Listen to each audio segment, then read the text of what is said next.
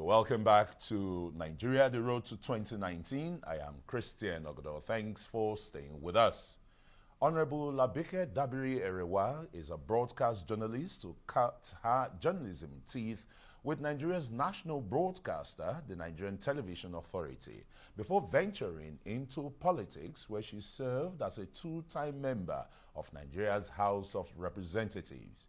Today, she is the Director General Designate of the Nigerian Diaspora Commission and a chieftain of the All Progressive Congress, including being the deputy spokesperson of the President Muhammadu Buhari's Presidential Campaign Council. You're welcome to Nigeria 2019. Good evening. Nice to see you after a long time. It's so wonderful seeing you. I remember the last time we met was at the British High Commission Absolutely. to receive the Prince of Wales. Absolutely. Well, okay, now it's politics and real hot politics for that matter.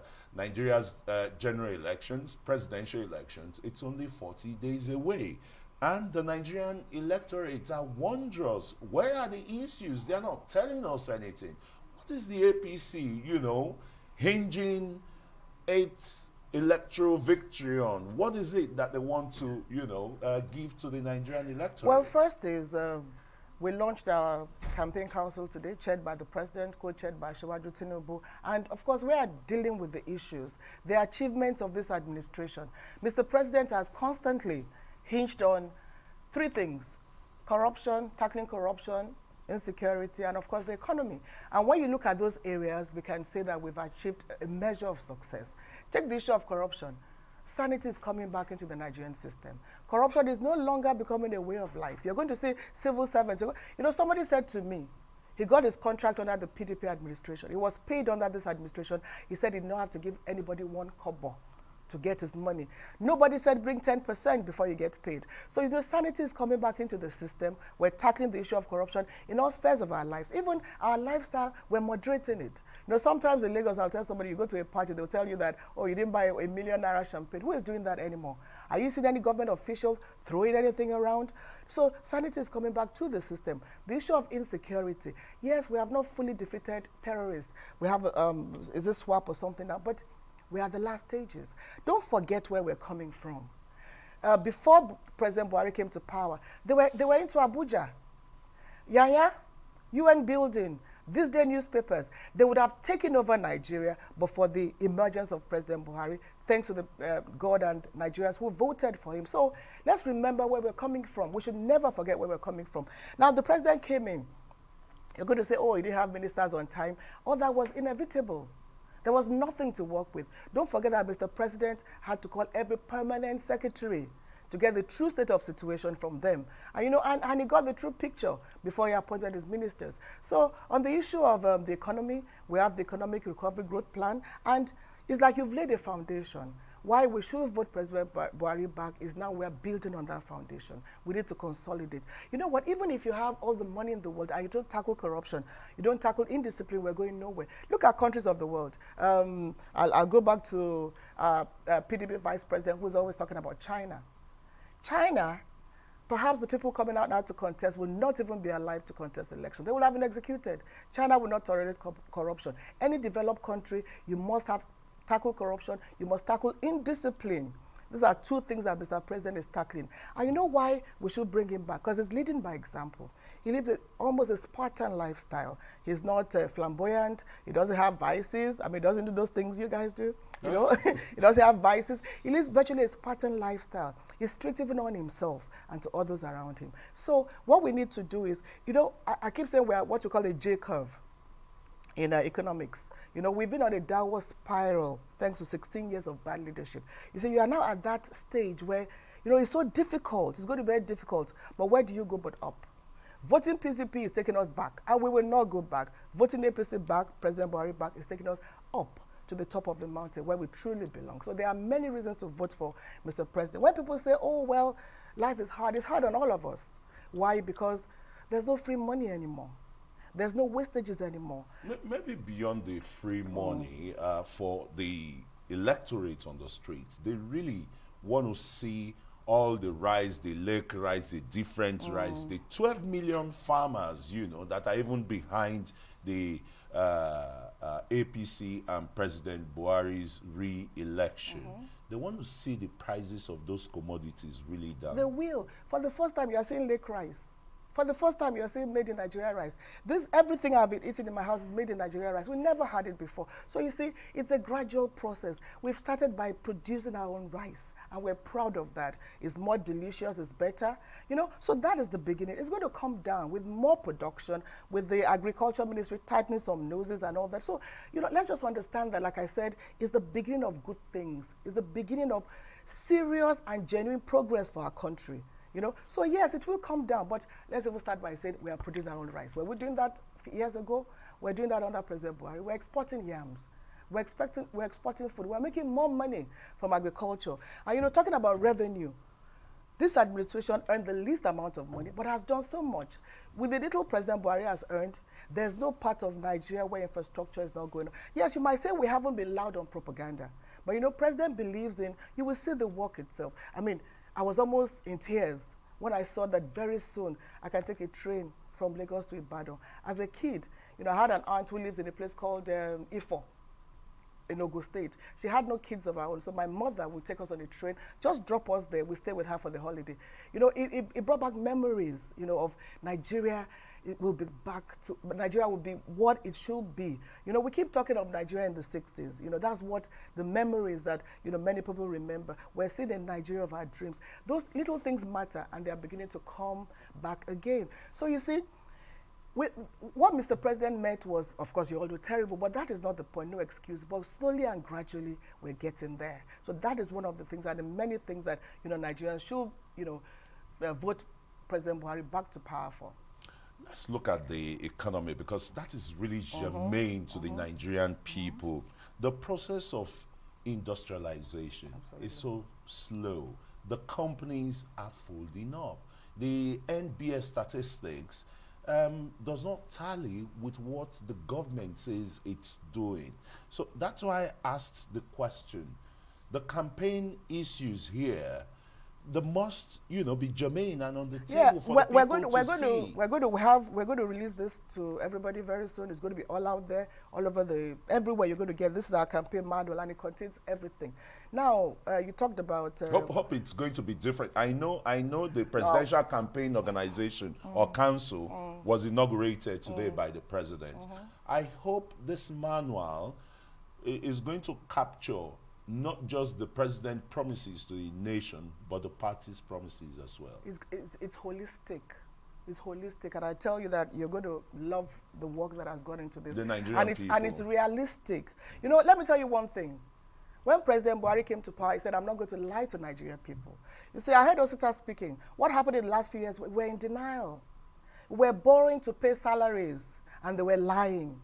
Even the National Assembly, I remember the former chairman, House Committee of Finance, came up with 50 questions for Okonjo-Iweala, but it's unfortunate it did not follow through. They were lying to us. We're in denial. We're deceiving ourselves.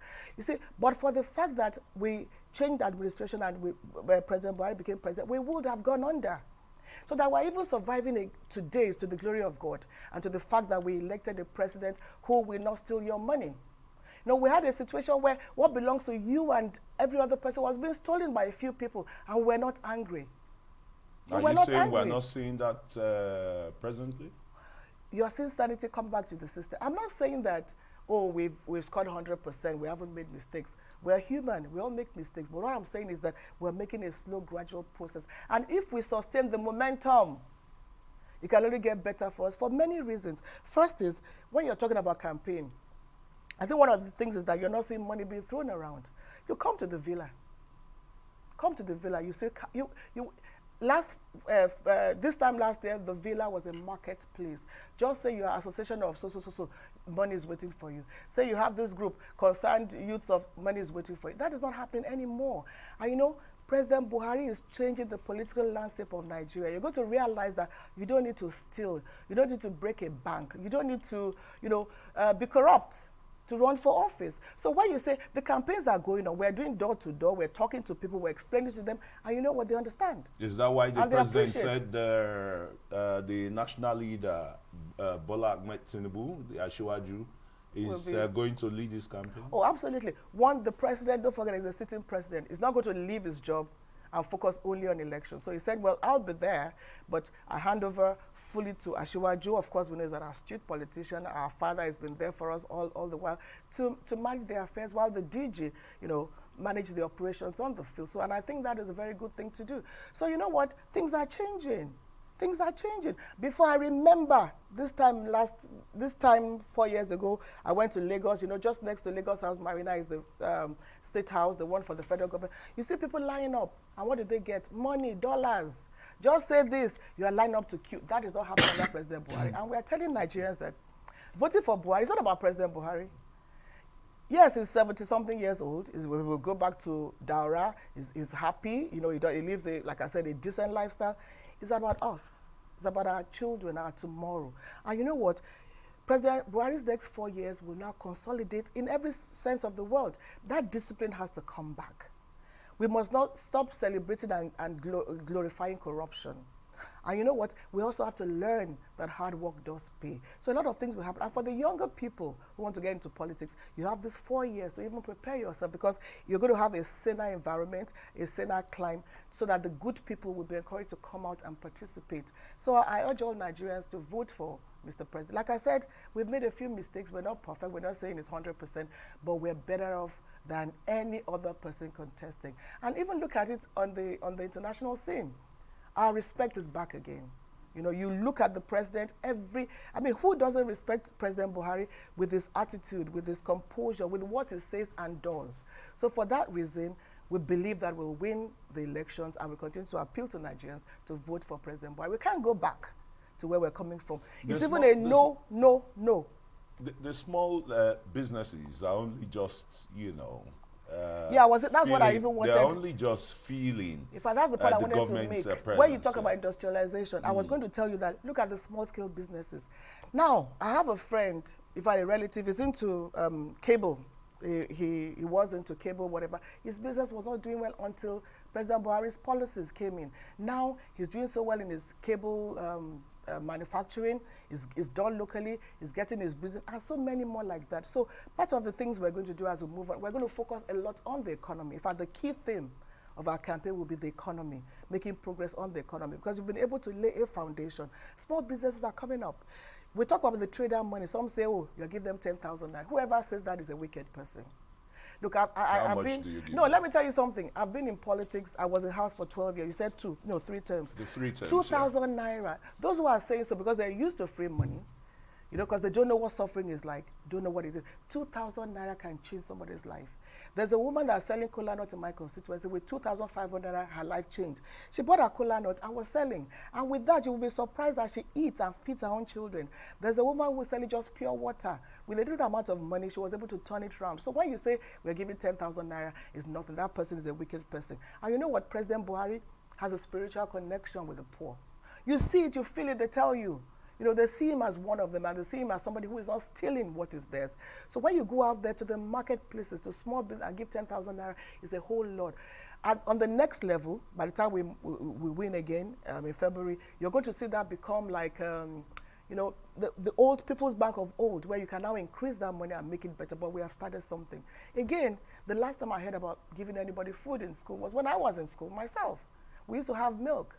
Now it's coming back again. We saw the young boy who told us at one of our events that he used to run away from school. But when he realized that he would rather play football, when he realized that there was food, he started coming to classes, and he's doing very well. So, you know, these are things that are fundamental. For the first time, we have the social welfare program. We've never had it. So when you say you're giving 10,000 naira and part, these are social welfare programs that this administration has created. We're beginning. So when you vote for this administration, loans? Are they loans or freebies? No, they are loans. And you know, they give them back, but they are interest-free. So you see, if you get your 10,000 naira, you make your money, you get more.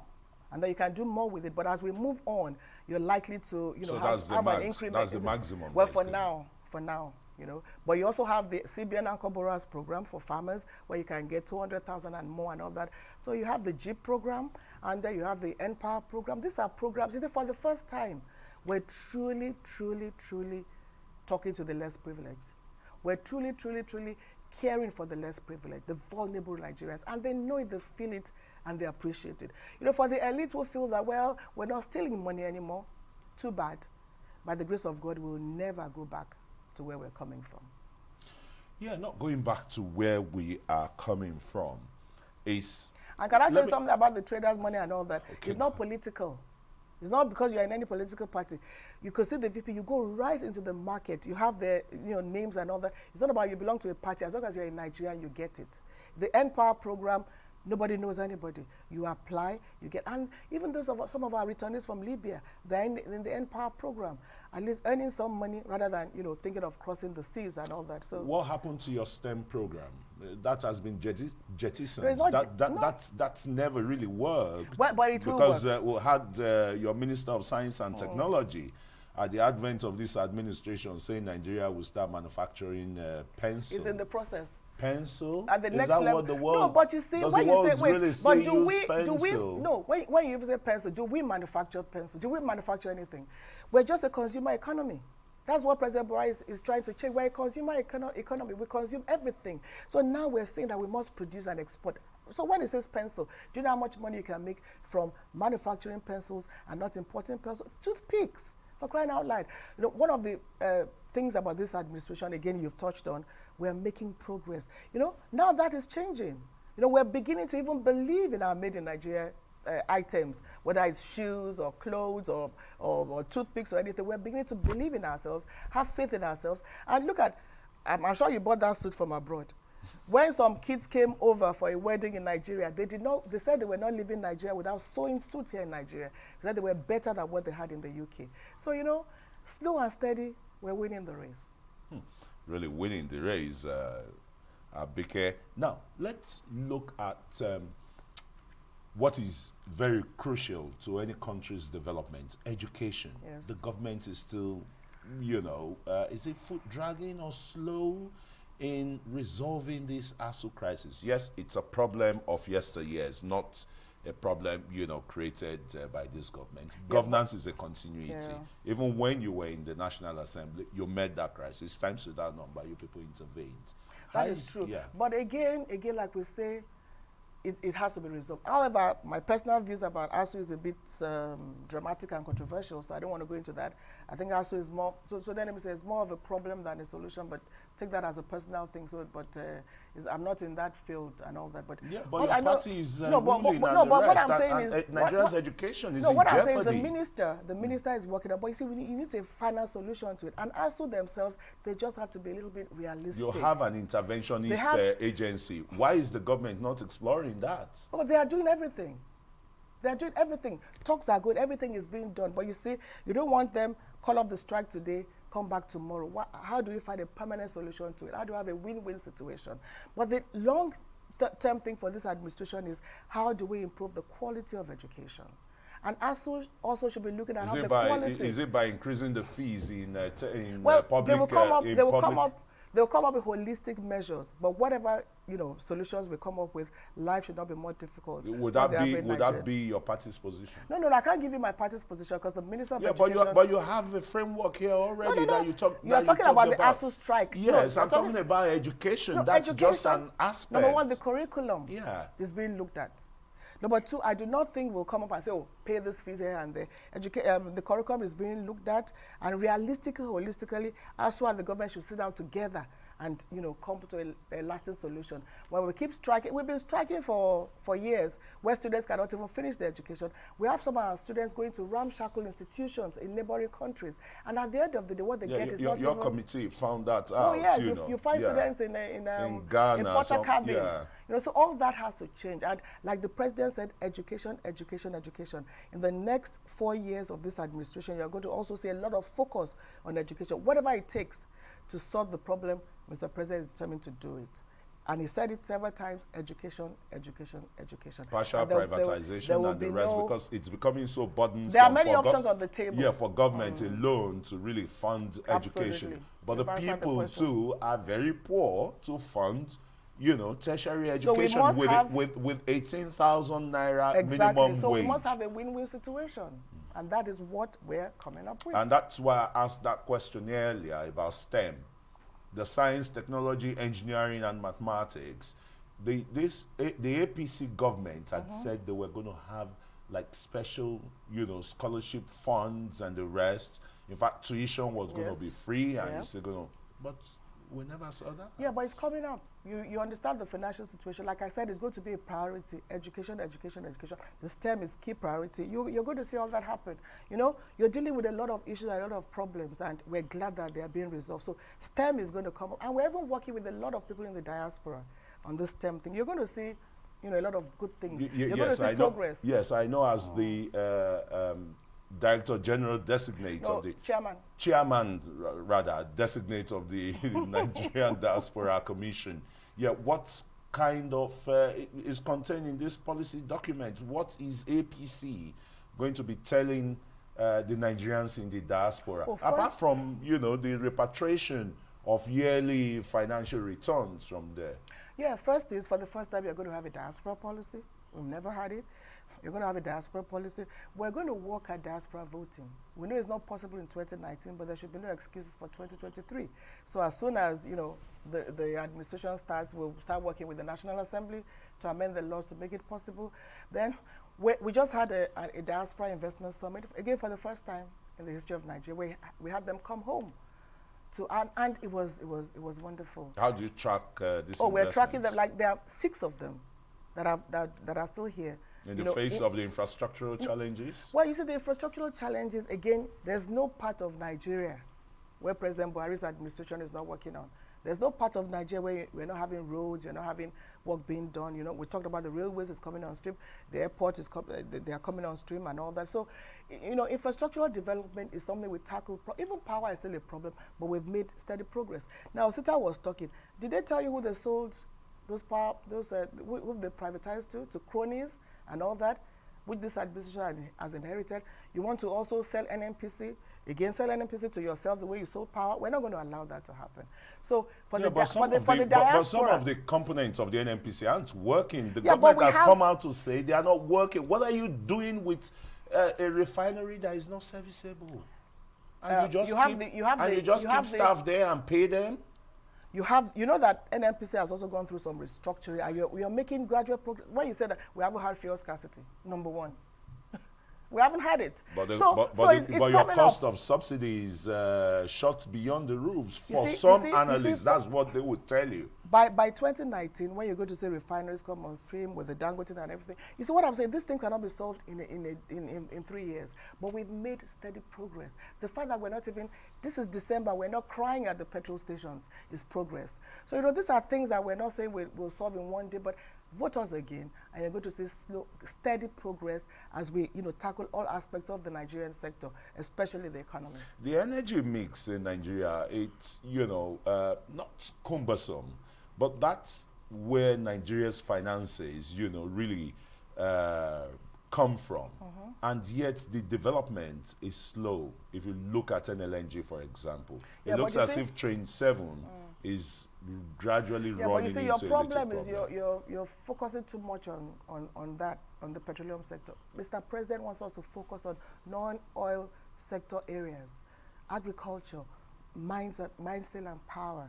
How do we tap into the enormous there's resources? Not been any. There's not it's been beginning any to happen. new we have a gold. policy. We're going to have a gold factory and a refinery in Nigeria. That has never happened. There are people, even some of those who came from the diaspora, looking at, you know, refining all this diamond and other things in Ondo State. So you see, these are things that will come up. Oil is going to dry up. Let's follow what the president is trying to do. Let us look at other areas of revenue, agriculture, mineral resources. Next week, we're going to have a team coming into Nigeria again to look at these areas of, you know, mineral resources that Nigeria has. So, you know, confidence is being built in our country and all that. So these things will happen.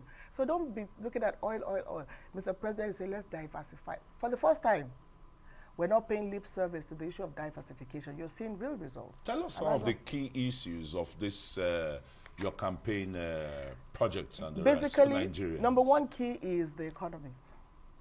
How to put the economy back on full track. Now we're recovering. So we have a huge thing on the economic recovery growth of the administration. Then we continue with that, tackling corruption. And of course, you want to put a stop to the issue of insecurity in Nigeria, terrorism and all that. But all this will be available. It's going to be online. And we're going to go door to door, talk to people, explain to them. When people say, oh, things are hard, we say, it's inevitable. Everything you had was stolen. It's inevitable. But you know, it's going to be hard, and it's going to get better. And it is, you know, gradually getting better. And I'm sure everybody understands. So please vote for President Buhari. A vote for President Muhammadu Buhari is a vote for a future of Nigeria. It's a vote for integrity. It's a vote for progress. It's a vote for Nigeria, to build a Nigeria of our dreams. And never again should we go back to where we're coming from. No matter how much money they spend, no matter, we're not going to spend money on this. You see that we haven't been doing that, because President has won that if you steal government resources, you're on your own. So nobody's going to steal money for elections. Vote for us because you believe in the administration and what it's going to do for Nigeria. Well, thank you very much. You've hit the nail on the head. It's left to the people. Honorable Abike Dabiri Erewa, she's the Deputy Director, President Muhammadu Buhari Campaign Council. And she's the Chairman Designate of the Nigerian Diaspora Commission, as well as having served as a 3-term legislator in the Federal House of Representatives. Thanks very much. Thank you For joining us on Nigeria 2019. Well, that's it for this edition of Nigeria, the Road to 2019. Remember to join us for a fresh edition tomorrow. And from me and the entire team here in Abuja, goodbye and thanks for watching.